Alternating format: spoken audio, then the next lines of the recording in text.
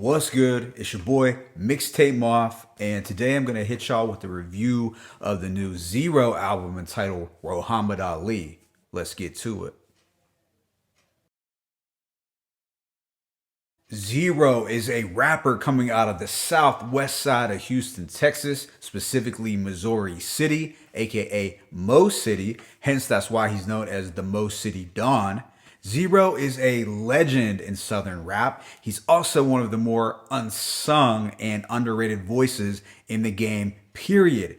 He's been making albums since the late 90s, and I believe this project marks his 24th solo album, although he has a whole host of collaborative projects throughout the years as well. Z-RO is an artist who is so versatile because not only is he a great songwriter who can give you heartfelt songs of the struggle, but he is also someone who can sing hooks with some of the best of them. To this day, when you see that a song has a Z-RO feature, you know that it's unlikely to disappoint. However, I can't say that I've felt that his most recent albums have been up to par with some of his earlier work.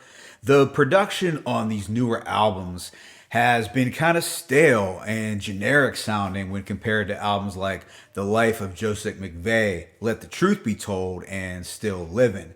Now, obviously, those albums had some production from Mike Dean, who we now associate with Kanye West, but in my opinion, some of Mike Dean's best work was done when making beats for guys like Z-RO and Scarface. But I would say that the last two albums that I dug from Z-RO were 2015's Melting the Crown and 2017's No Love Boulevard.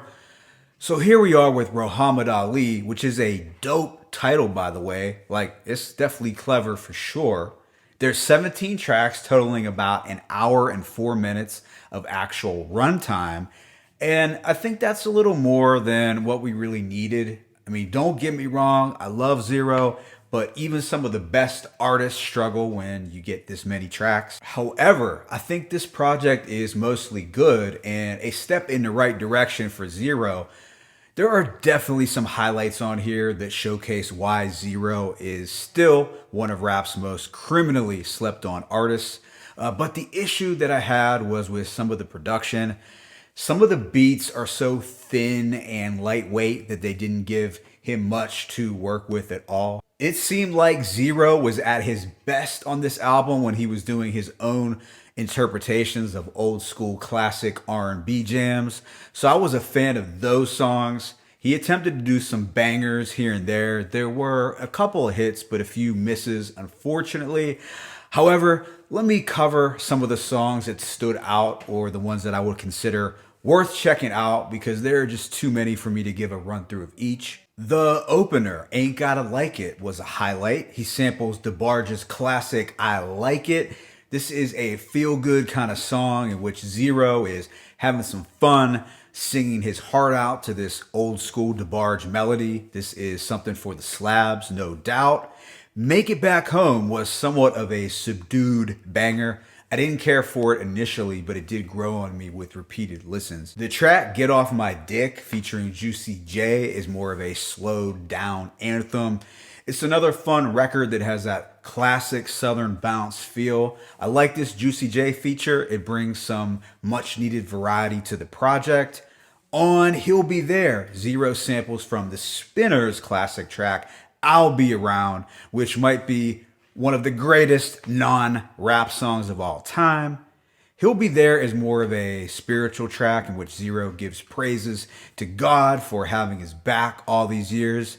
This is followed up with Going Up, which samples Bill Withers' classic Just the Two of Us. On this record, Z-RO gives the middle finger to haters who doubted him while he was rising to the top. I liked his harmonizing on I'm Okay. There was something about the chorus and the tone of the track overall that took me back to the old Z-RO. I think it was also because he was rapping more so instead of relying on the sing-song thing. Next up, on Father's Day, Z-RO vents his frustrations about being underappreciated as a father. He talks about how the mother of his children has tried to turn his kids against him. And what would a Z-RO album be without some mentioning of relationship drama?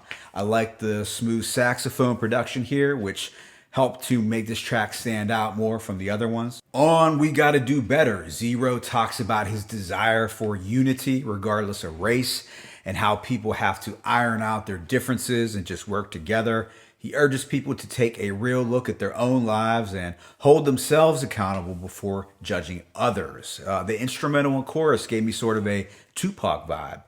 Z-Ro talks about trials and tribulations on the smooth and soulful Right Here. He mentions not getting his props as a legend in Southern rap. Z-Ro calls out the leeches on the track Stop Roachin'. I like the piano and wavy synths on the hook. It's got a standout chorus, by the way. Say My Name might be the only banger on this album to have that eerie, more punchy and aggressive sound.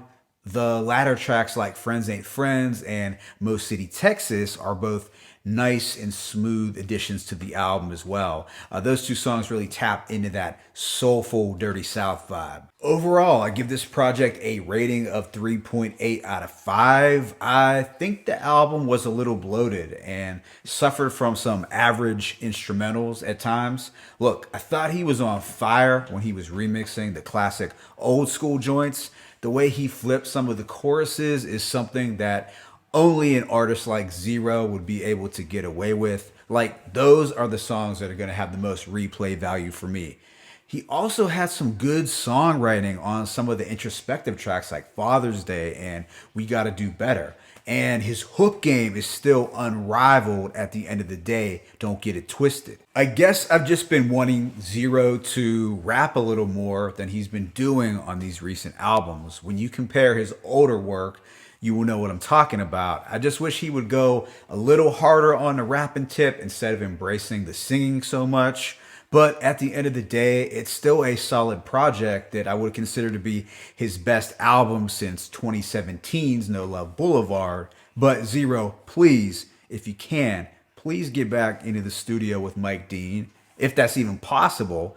But if it isn't, I'll take Beans and Cornbread or someone like that. But somebody, please. My favorite tracks include Ain't Gotta Like It, Get Off My Dick, He'll Be There, I'm Okay, Happy Father's Day, We Gotta Do Better, Right Here, Stop Roachin', and Friends Ain't Friends. Let me know what you thought of this project in the comment section below. Was this album dope? Was it a nope? What should I check out next? It's your boy, Mixtape Moth. I'm signing out, but be sure to hit that like button and please subscribe. As always, it's peace and blessings.